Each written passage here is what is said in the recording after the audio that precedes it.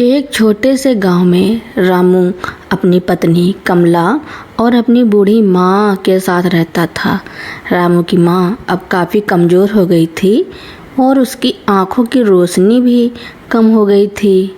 कमला स्वभाव से थोड़ी कठोर और लालची थी। उसे लगता था कि सास घर पर बोझ है और सारा दिन बस बैठी रहती हैं। एक दिन दोपहर का समय था। कमला ने रसोई में बड़े चाव से स्वादिष्ट पकवान बनाए थे। बूढ़ी माँ को बहुत भूख लगी थी। जैसे ही कमला थाली लेकर कमरे में आई, उसके हाथ से गलती से दाल का एक कटोरा जमीन पर गिर गया। कमला पहले से ही चिड़चिड़ी थी। उसने गुस्से में अपनी सास को डांटते हुए कहा, सारा दिन बस खाना चाहिए, अब यह दाल जो ज़मीन पर गिरी है इसे साफ कौन करेगा? अगर तुम्हें इतनी ही भूख लगी है तो इसे ज़मीन से ही चाट लो, मैं दोबारा नहीं परोसने वाली। बूढ़ी माँ की आंखों में आंसू आ गए। उन्होंने कांपते हाथों से ज़मीन की ओर हाथ बढ़ाया, लेकिन उनकी ममता ने उन्हें कुछ और करने पर मजबूर किया। उन्होंने ज़मीन पर गिरी दाल को अपनी उंगलियों से समेटा और रोते हुए कहा, बहू, मैं तो इसे साफ कर रही थी ताकि तुम्हारे पैर ना फिसले।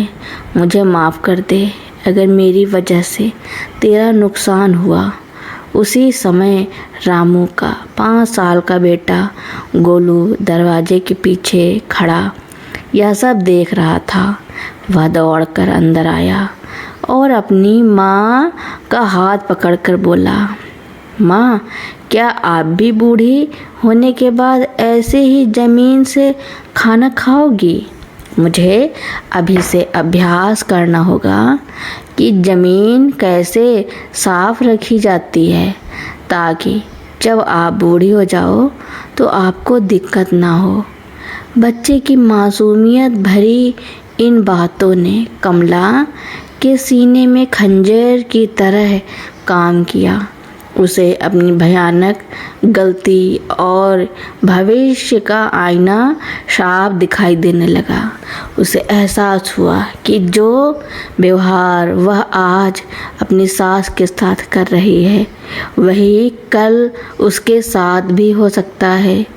कमला की आँखों से पश्चाताप के आंसू बहने लगे। उसने तुरंत अपनी सास के पैर पकड़ लिए और उनसे माफ़ी मांगी। उसने ज़मीन साफ की और माँ जी को अपने हाथों से खाना खिलाया। उस दिन के बाद से घर का माहौल बदल गया। कमला ने समझ लिया था कि बुजुर्ग घर की नींव होते हैं, बोझ नहीं। कमला के इस हृदय परिवर्तन ने घर की दीवारों में दबी घुटन को खुशहाली में बदल दिया था। लेकिन कहानी का एक और पहलू अभी बाकी था। उस घटना के कुछ दिनों बाद गांव में एक बड़ा मेला लगा। रामू और कमला अपने बेटे गोलू और बूढ़ी माँ को भी साथ ले गए।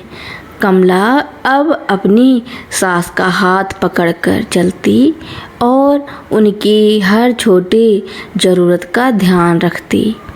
गांव वाले यह बदलाव देखकर हैरान थे, क्योंकि कल तक जो बहू अपनी सास को कोसती थी, आज वह उनकी छाया बनी हुई थी। मेले में कमला को उसकी एक पुरानी सहेली विमला मिली।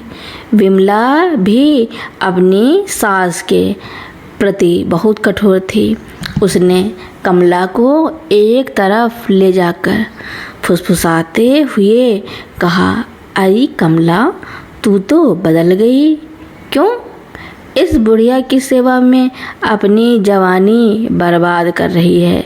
इन्हें तो बस कोने में पड़ा रहना चाहिए। कमला ने मुस्कुराते हुए विमला का हाथ थामा और पास ही खेल रहे गोलू की तरफ इशारा किया। कमला ने कहा, विमला, मैं सेवा नहीं कर रही बल्कि अपने बेटे को जीना सिखा रही हूँ। उस दिन गोलू की एक बात ने मेरी आंखें खोल दी थी। अगर आज मैं माँ जी को सम्मान नहीं दूंगी तो कल मेरा बेटा मुझे सड़क पर छोड़ देगा। ये बुजुर्ग हमारे घर का आशीर्वाद हैं, बोझ नहीं। कुछ महीने बीते और अचानक गांव में महामारी फैल गई। रामू और कमला दोनों ही बीमार पड़ गए। घर में कोई खाना बनाने वाला नहीं था। उस वक्त वही कमज़ोर और बूढ़ी माँ ढाल बनकर खड़ी हुई। कम रोशनी के बावजूद उन्होंने अपनी बरसों की आदत और ममता के सहारे रसोई संभाली। उन्होंने जड़ी बूटियों का काढ़ा बनाया और रात भर जागकर अपने बच्चों की सेवा की। जिस बहू ने कभी उन्हें जमीन चाटने को कहा था, आज वही सास उसे अपने हाथों से अमृत जैसा काढ़ा पिला रहे थे। जब कमला और रामू ठीक हुए तो कमला की आंखों में कृतज्ञता के आंसू थे।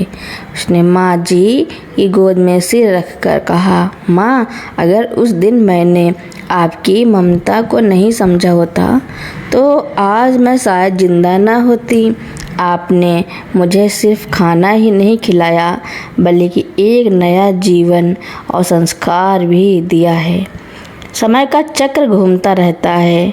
आज जो हम अपनों को देते हैं, चाहे वो तिरस्कार हो या प्रेम, वही हमारे पास 2 गुना होकर लौटता है। कमला का घर अब केवल ईंट पत्थर का मकान नहीं बल्कि संस्कारों का मंदिर बन चुका था। समय बीतता गया और कमला के घर की यह बदली हुई फिजा पूरे गांव के लिए एक मिसाल बन गई। लेकिन कहानी का सबसे खूबसूरत मोड़ तब आया जब गोलू बड़ा हुआ। सालों बाद गोलू अब एक शहर में अच्छी नौकरी करने लगा था।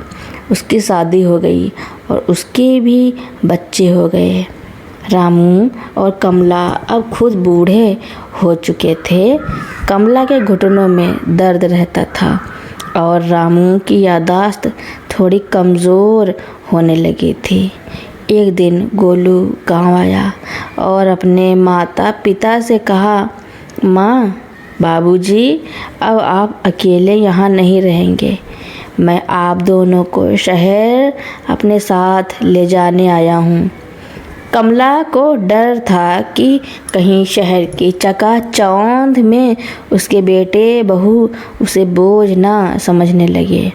उसे रह रहकर अपने जवानी के वो दिन याद आते जब उसने अपनी सास के साथ बुरा व्यवहार किया था। लेकिन जब वह शहर पहुंची तो नज़ारा कुछ और ही था। एक शाम खाने की मेज़ पर कमला के हाथ कांपने के कारण हाथ से गिलास छूटकर ज़मीन पर गिर गया और पानी पूरी फर्श पर फैल गया। कमला सहम गई। उसे अतीत की वह घटना याद आ गई जब उसने अपनी सास को ज़मीन चाटने को कहा था। उसकी आंखों में डर और शर्मिंदगी के आंसू आ गए। तभी उसकी बहू दौड़ कर आई। कमला को लगा कि अब डांट पड़ेगी, लेकिन बहू ने तुरंत कमला का हाथ थामा और उन्हें कुर्सी पर बिठाते हुए कहा, माँ जी, आप परेशान क्यों होती हैं? यह तो सिर्फ पानी है, आप बैठिए, मैं अभी साफ़ कर देती हूँ। गोलू अक्सर बताते हैं कि आपने और दादी माँ ने इस घर को कितने प्यार और सम्मान से सींचा है। कमला ने देखा कि पास ही खड़ा गोलू मुस्कुरा रहा था। गोलू ने पास आकर अपनी माँ के कंधे पर हाथ रखा और कहा, माँ याद है, आपने सालों पहले मुझसे कहा था कि बुजुर्ग घर की नींव होते हैं। मैंने बस वही सीखा जो आपने मुझे सिखाया। आपने दादी की सेवा की तो आज मेरी पत्नी आपकी सेवा को अपना सौभाग्य मानती है। कमला को समझ आ गया कि उसने उस दिन सिर्फ अपनी सास से माफ़ी नहीं मांगी थी, बल्कि अपने बुढ़ापे के लिए सम्मान की वसीयत लिखी थी। कमला का जीवन अब एक ऐसी ढलती शाम की तरह थी जो बहुत शांत और गरिमामयी थी। शहर के उस बड़े मकान में कमला अब केवल एक सास या माँ नहीं थी, बल्कि वह उस घर की जीवंत मार्गदर्शक बन गई थी। एक दिन कमला का पोता छोटा आर्यन अपनी स्कूल की एक किताब लेकर आया। उसमें एक कहानी थी जिसमें एक बच्चा अपने दादा दादी को वृद्धाश्रम छोड़ आता है। आर्यन ने बड़ी मासूमियत से पूछा, दादी माँ, क्या बड़े होने के बाद सब लोग अपने मम्मी पापा को भूल जाते हैं? क्या मैं भी आपको कहीं छोड़ आऊँगा? कमला की आंखों में एक चमक सी आ गई। उसने आर्यन को अपने पास बिठाया और वह पुरानी कहानी सुनाई। वह कहानी जो ज़मीन पर गिरी दाल से शुरू हुई थी और आज इस मखमली सोफे तक पहुंची थी।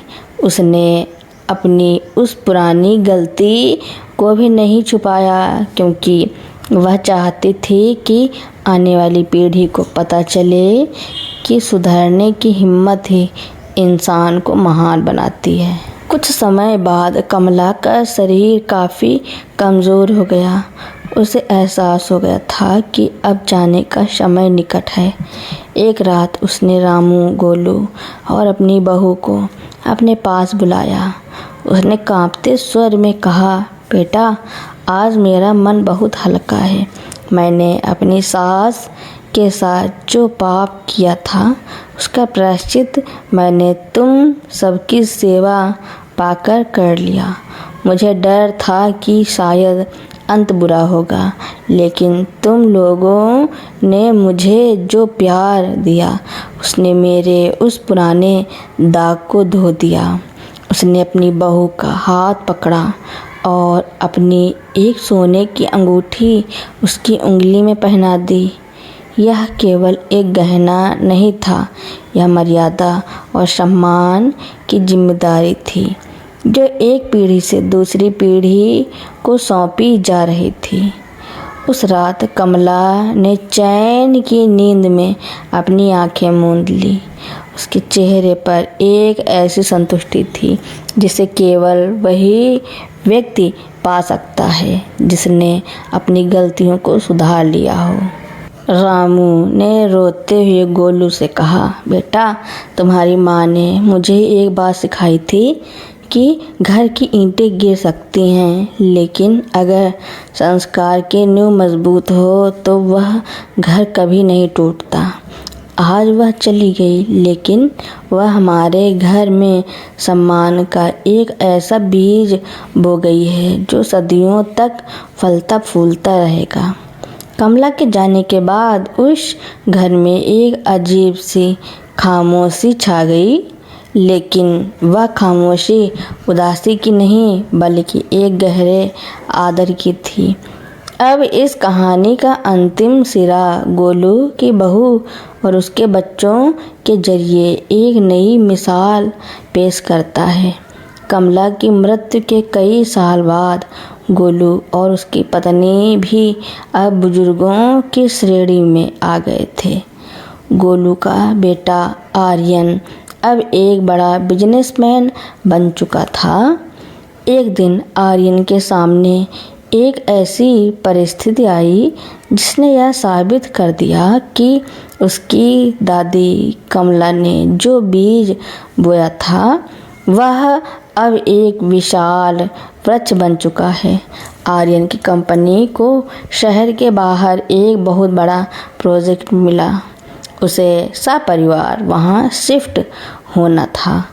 आर्यन की पत्नी, जो आधुनिक ख्यालों की थी, उसने सुझाव दिया, आर्यन, वहाँ काम बहुत ज़्यादा होगा, मम्मी पापा की सेहत भी ठीक नहीं रहती, क्यों ना हम उनके लिए इसी शहर में एक बेहतरीन रिटायरमेंट होम देख लें। वहाँ उनकी देखभाल के लिए नर्स और डॉक्टर हमेशा रहेंगे। गोलू और उसकी पत्नी कमरे के बाहर खड़े यह सुन रहे थे। गोलू के मन में एक पल के लिए डर आया कि क्या वक्त का पहिया फिर से घूमने वाला है? क्या इतिहास खुद को दोहराएगा?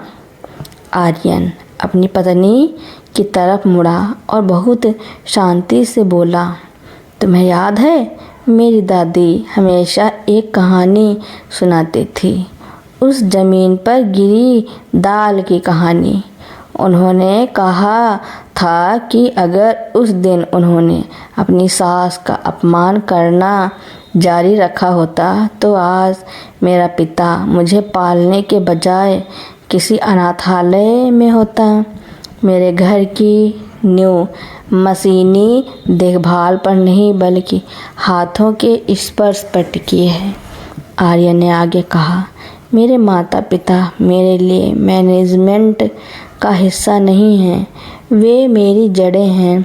अगर जड़ें कट गईं तो मैं शहर में बड़ा होकर भी अंदर से सूख जाऊंगा। प्रोजेक्ट रहे या ना रहे, मेरे मम्मी पापा मेरे साथ ही रहेंगे। गोलू की आंखों में खुशी के आंसू थे।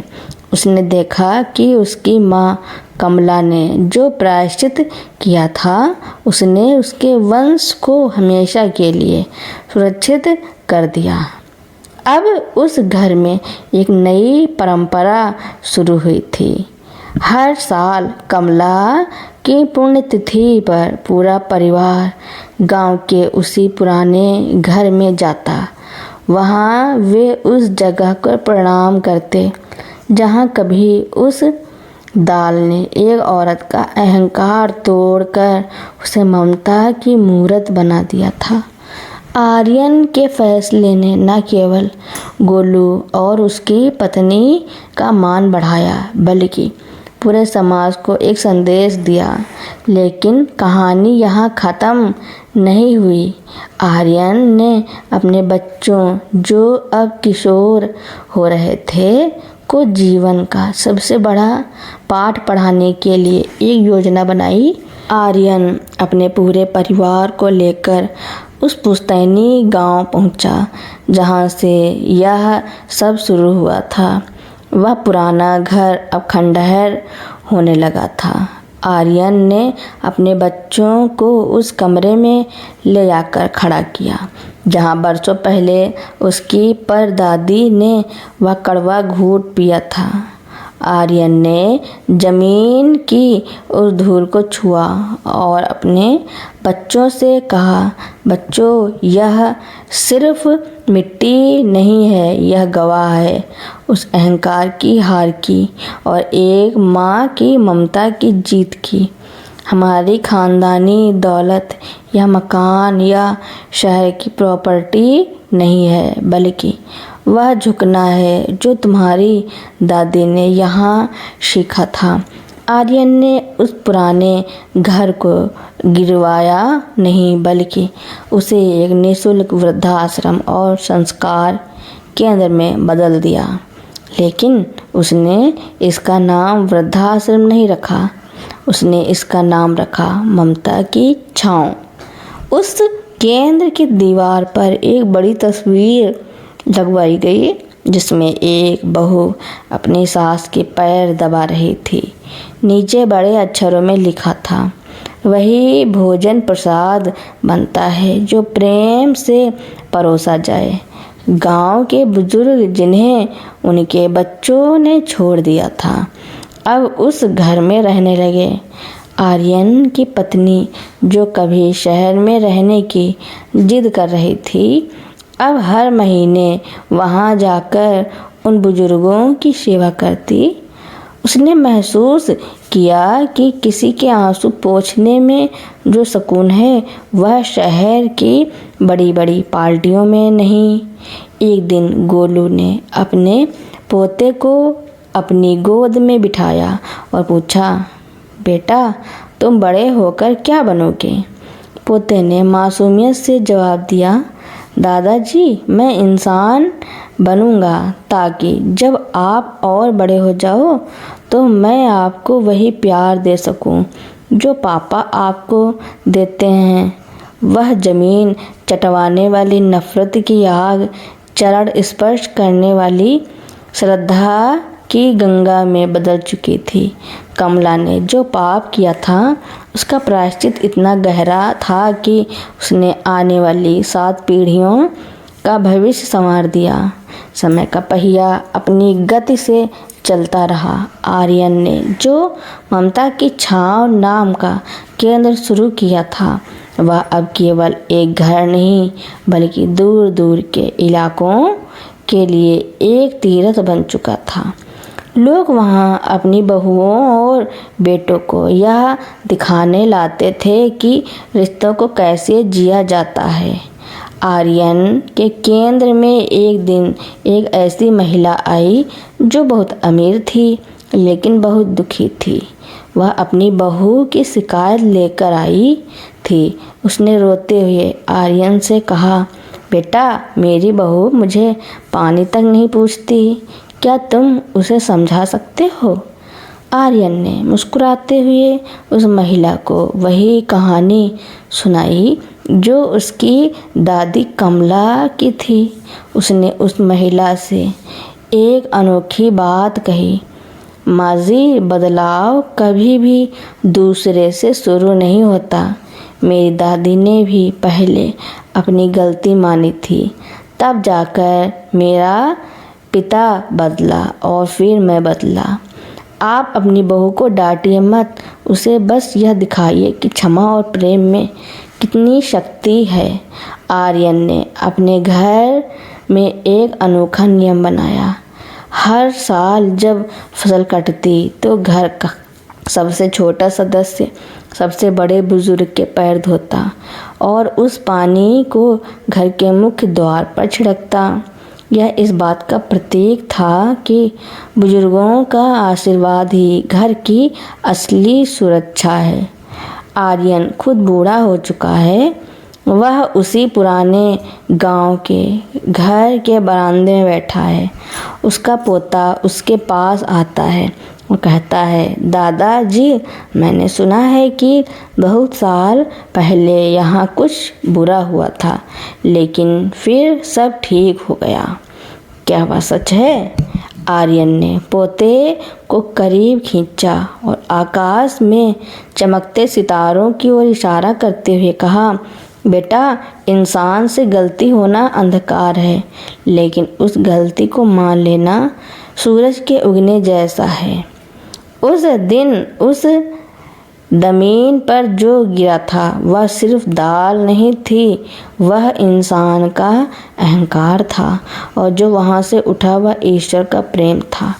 आज भी उस गांव में यह मान्यता है कि जो भी बहू उस ममता की छांव केंद्र की मिट्टी को अपने माथे पर लगाती है उसके घर में कभी कलेश नहीं होता। दशकों बीत गए। आर्यन के केंद्र ने हजारों परिवारों को टूटने से बचाया। वह गांव जो कभी अपनी एक कड़वी घटना के लिए जाना जाता था अब संस्कार ग्राम के नाम से मशहूर हो गया। गांव में एक पुरानी किंवदंती फैल गई। कहा जाता है कि उस घर के आंगन में जहां कमला ने अपनी सास से माफ़ी मांगी थी वहां मिट्टी से एक छोटा सा चंदन का पौधा अपने आप उगाया था। वैज्ञानिक रूप से यह असंभव था क्योंकि वहाँ की जलवायु चंदन के लिए अनुकूल नहीं थी, लेकिन गांव वालों के लिए यह कमला के पश्चाताप और बूढ़ी माँ के आशीर्वाद का प्रतीक था। आर्यन के परपोते नमन ने जब विदेश से अपनी डॉक्टरी की पढ़ाई पूरी की तो उसे वहाँ बड़े बड़े अस्पतालों से करोड़ों के ऑफ़र मिले। सबको लगा कि अब यह परिवार फिर से शहर की चकाचौंध में खो जाएगा, लेकिन नमन ने सबको चौंका दिया। वह अपनी डिग्री लेकर सीधे उसी पुराने घर में आया। उसने अपने पिता से कहा, पापा, मैंने शरीर का इलाज करना तो सीख लिया, लेकिन मन और आत्मा का इलाज तो इसी आंगन की मिट्टी में छुपा है। मैं यहाँ एक ऐसा अस्पताल खोलूँगा जहाँ केवल दवाइयाँ नहीं दी जाएंगी, बल्कि युवा पीढ़ी को अपने बुजुर्गों की सेवा करने की इंटर्नशिप दी जाएगी। नमन ने अस्पताल के मुख्य द्वार पर एक पत्थर लगवाया जिस पर सोने के अक्षरों में वही बात लिखी थी जो इस पूरी कहानी का सार थी। जिस धरती पर माँ के आंसू गिरते हैं वह बंजर हो जाती है, और जिस धरती पर बहू के हाथ माँ के चरणों में झुकते हैं वहाँ स्वर्ग उतर आता है। तो दोस्तों, मेरी कहानी सुनने के लिए आपका बहुत बहुत धन्यवाद। ऐसी ही कहानियाँ सुनने के लिए मेरे चैनल को लाइक, कमेंट, शेयर, सब्सक्राइब एवं बेल आइकन का बटन दबाना ना भूलना, ताकि मेरी नई नई कहानियाँ आप तक पहले ही पहुँचती रहें। Thank you for watching.